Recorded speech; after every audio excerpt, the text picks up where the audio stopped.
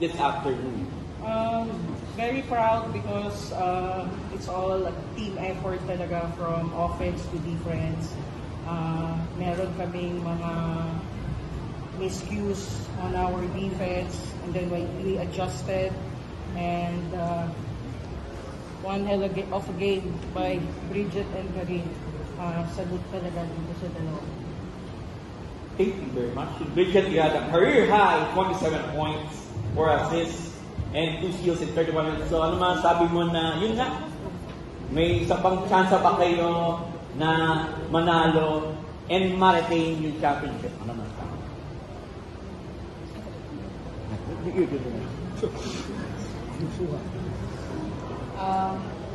Sasabi ko lang po, sige lang, go lang. Na-text ko to kagabi. Sat mo na ako. Sige. Sige, ikaw muna, career. Career high, 18 points again, 2 rebounds, 1 steal, and in 30 minutes of action. So, yun nga, backs against the walls kayo, pero this time, pero ito ngayon, nanalo kayo, may chance pa kayong manalo ng championship. Ano mga sabi sa pinakita nyo this afternoon? Siyempre, una po sa lahat. Nagtulungan lang po kami kung paano namin may stop yung game nyo. And yun nga, marami kaming mali. And sana may tama namin sa Sunday para mas maganda pa yung performance na may papakita. Okay. So, Unang-una po sa lahat, gusto ko lang po magpasalamat sa teammates ko, especially sa coaches namin. Hindi sila nagsawang gabayan kami, tulungan kami sa araw-araw na pagsasama namin sa training. Alam namin ang binigay nila yung best nila. So, taas amin na yung gawain. Kami na lang yung gagawa nun para magawa namin ng maayos yung para manalo kami. Coach Heidi. thank you very much, Bridget. Okay, the floor is open for questions. Sige, may sasabihin pa siya. May ano siya, may yung sa dedication sa Sige, go ahead. Dinedicate ko lang po talaga yung paglalaro, lalo na ngayon, championship kay Coach Heidi kasi siya po talaga naniwala po talaga sa akin na kaya kong gawin. Basta magtulungan lang kami, maniwala lang kami sa sarili namin. And yun, ginawa naman po namin sa training lahat and thankfully, lumabas naman po. Thank you, Bridget. Okay, Coach, the team led by as many as 15 and then nawala. Lumamang yung Angel. So, anong nagkaiba from this time and then last one? Siguro yung hindi pinigil yung mga bata, naniwala sila. Sabi namin, same scenario what happened in the first game. Sabi namin walang bibitaw, just keep playing hard and yun nga, thanks talaga sa buong team. Nagtrabaho sila talaga. Every step of the way, sila Maglupay, sila Nicole, sila Bron, yung mga nasa ilalim namin, kahit undersized sila, they really work hard. Of course, si Kent, sila Taki, sila Eka provided those support for kay Karil at saka kay Bridget nung dinidikitan na sila. Kent at si Bridget. Si Karil showed up nung last fourth quarter. Yeah, Karil, to add to that, 15 points in the fourth quarter, parang what gave you that confidence to hit those shots at saka to hit those against the defensive end? Kumpiyansa lang po talaga kasi yung mga artists ko, sobrang dinidikatan po sila. So, parang naisip ko po na parang hindi sila nakafocus sa akin. So, yun na yung time para maipakita ko yung skills ko kung kaya ko pang makipagtapat sa amin. Bridget, siguro personally na lang, saan mo nahugot yung gano'ng klaseng laro kanina? Kasi yun nga, especially after nakita ko naman po anong defense na binibigay sa mga defense na dami, sila kaya. Siguro naman na yung mindset ko ba, ilabas ko yung klaseng laro sa game ko pa ng finals na talagang season on the line na kami. I really thank you kasi naiiyak na ako kasi si Coach Heidi. Lagi akong pinapagalitan. Bakit pa lagi akong pinapagalitan? Sinasabi niya sa akin na, Onse! Wala ka na naman sa focus! Pag ganun, naiiyak na ako kasi nasa focus naman ako. Yun, tag dito. Doon ko nahugot yung lakas na loob ko na makipagsabayan sa kanila kasi nga si Coach, hindi talaga siya tumigil na maniwala sa akin. Though, sarili ko, ako na lang yung hinihintay nila eh. So, eto, sa tingin ko, eto na yung chance ko na makakontribute talaga. So, yun ako. Coach, para sa'yo, ito na lang yung nararamdaman mo na nakabuka yung ganong klase. Pag-push mo kay Bridget, ano ba yung mindset or ano ba yung nakita niyo sa kanya? Kaya mo siya, gano'n na lang motivate. Very happy ako kasi sabi ko nga sa kanya, throughout the season, hindi ko pa nakikita yung full potential niya talaga. Bridget came in sa akin, alam ko, she's very athletic, taas tumalon, may 3 points, parang kompleto talaga eh.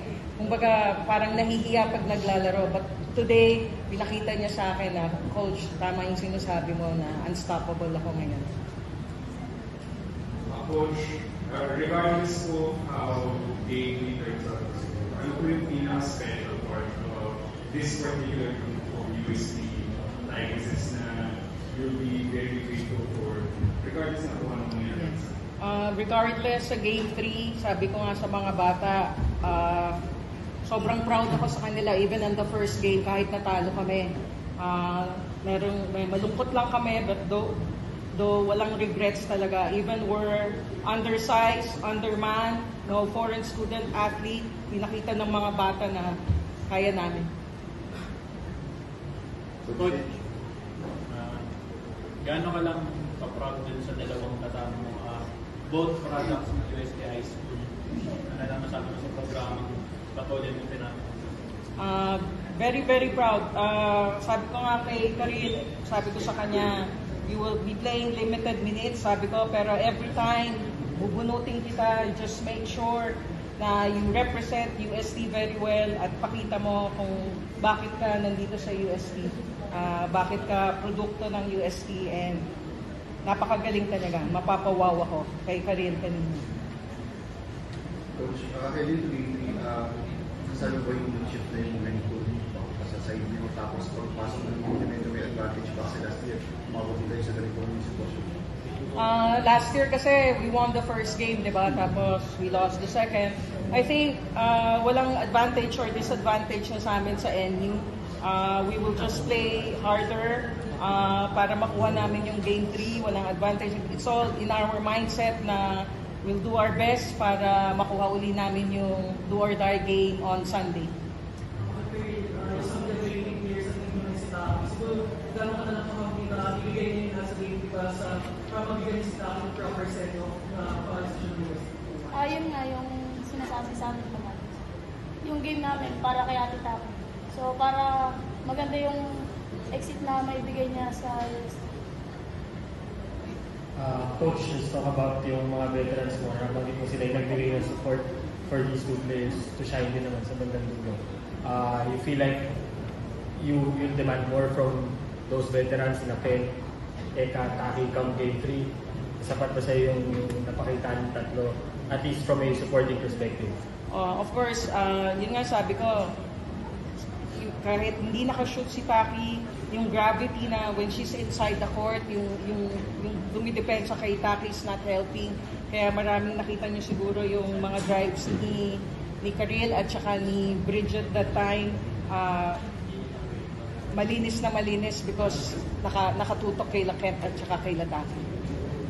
Coach, yung defense nyo for this game, of course, scored 18 points after overs this game, so how satisfied are you sa defense nyo compared to Ray? Yun yung sinasabi ko parate, we take pride on our defense, and sa game 3, pagbubutihan pa namin to have NU to have more turnovers and for us to have turnover points. So yun talaga ang gusto namin mangyari.